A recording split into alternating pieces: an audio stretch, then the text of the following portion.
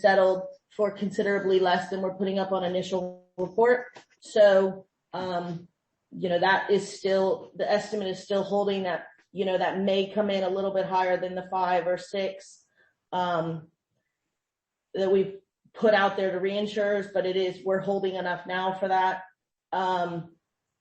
Uri is sitting at almost our full, ultimate. It's sitting at 27.4, and we're holding like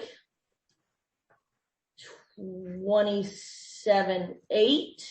So, we're going to have a look at that when we have the data from the Q3. But again, as of the timing of this using historicals, we've seen nearly all claims at this point from past storms. So we probably shouldn't be getting any real pure IBNR. It should just be development on either good or bad on losses that are already in the system. So, we're pretty close on those. CAT updates, we're tracking, very good too on the large events. We're tracking pretty well to where we thought, as you guys, we've talked about Sally before. So there was that one big commercial claim that we've talked about earlier in this meeting. So I won't go into that unless people want to bring that up again. But, I think the big cats we're tracking pretty well to where we expected, or even a little bit positive. Okay, Missy, that's a helpful update. Thank you. It'd be really even more helpful, I think, if looking at the report in the data room, it's purely incurred data. It doesn't tell us what our ultimate claim estimate is. You clearly have that information because that's what you were just speaking to. But if we could incorporate that in the reports next time, that would be helpful. Thank you.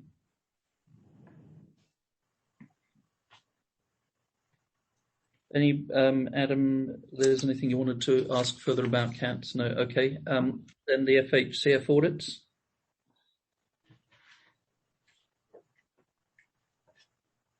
Michelle, you want this or you want me to do it? I can speak to them. Okay. The contract year 2019 direct exposure audit that was closed. Contract year 2020, we had to do a resubmission of the data file, which was done yesterday. Can you hear me? Yes. Okay, great. The contract year 2017 claims audit, Hurricane Irma. That was, we got the examiner's audit findings. So he had requested further detail on some of the audit finding items, which we provided. So he's now reviewing them, and then he will submit his findings to the FHCF, and then we'll get their examination report.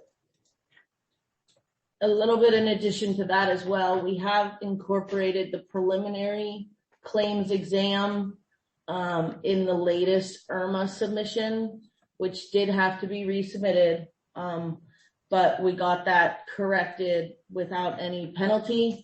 So that has gone in. We do have Irma payments coming. Their disbursements are based on a paid basis, as you can imagine. So we are still sitting in an increase in, paid position, and we still have some sitting in Irma. So we should, kind of continue with that. But they said that would come in next Wednesday, so that should go into next quarter. But that we have incorporated to the best extent we can from the preliminary claims exam into that latest submission. So. Thank you. Is there any other questions? Let's move on to the ERM report.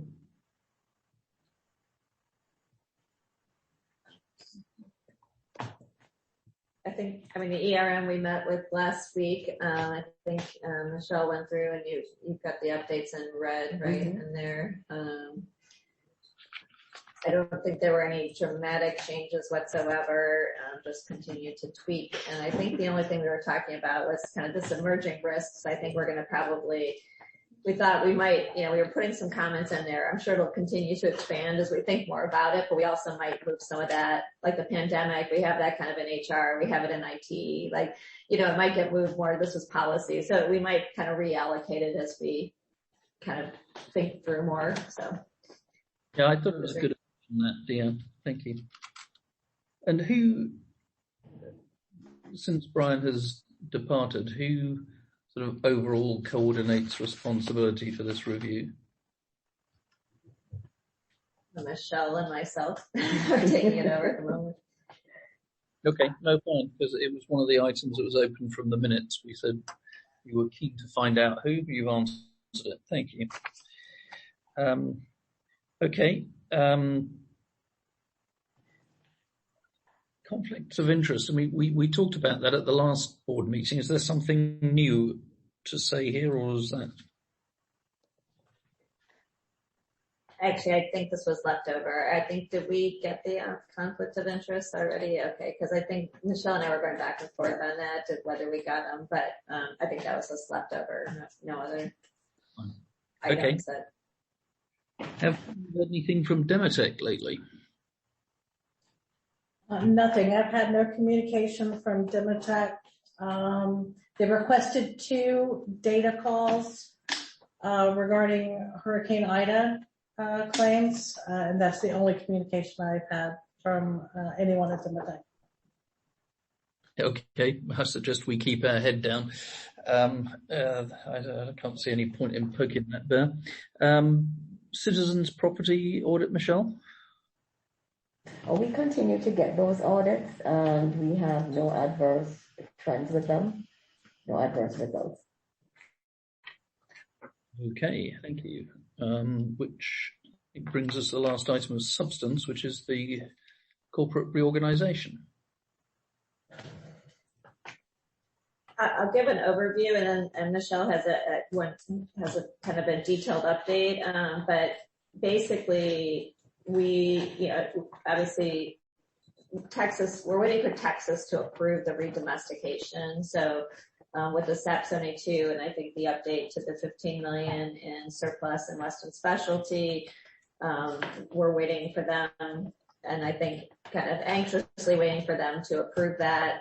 Once they approve that, Florida's already approved it, and we've already signed the consent orders on our side for Florida for both the redomestication and the merger, and the renaming of the Western Property and Casualty Insurance Company. So I think that the Texas is the piece that we're waiting for, and then everything else will start flowing. So I know Ben and Michelle have probably more updates, but that's kind of where we're at. So I think once we get that Texas approval, it'll start flowing within days, right? Yeah, it will start triggering filings and documentation that we need to start preparing and providing and submitting to the OIR. So there's documentation within 10 days, within 15 days, within 30 days, items that we need to start preparing and executing and submitting.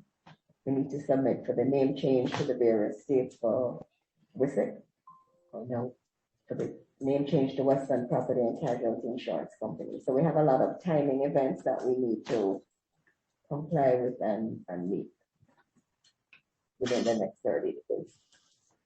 But I don't think there's any concern. I mean, and then I think we're pretty much on top of it. I think the expectation is still that the merger will be done before the year end. Unless Texas just dramatically delays their approval, but I don't see them doing that. Yeah, I'd be shocked if we didn't hear something back from Texas by end of week, beginning of next week. And then, as Michelle said, that triggers our OIR consent orders to begin rolling. Even though it is mid-November now, this is going to be a before the end of the year thing. We're that close. Okay, well, I think you have our full sort of support and encouragement to get it done. I think if it looks like TDI are dragging their heels, then, we need to, in the right way, try and get some pressure applied, because this will be, from an audit perspective, a nightmare if we still have to do 2 audits. So thank you. Okay. In terms of 2022 audit dates, Rachel, I mean, maybe you would just circulate suggested dates based on kind of the equivalent of what we have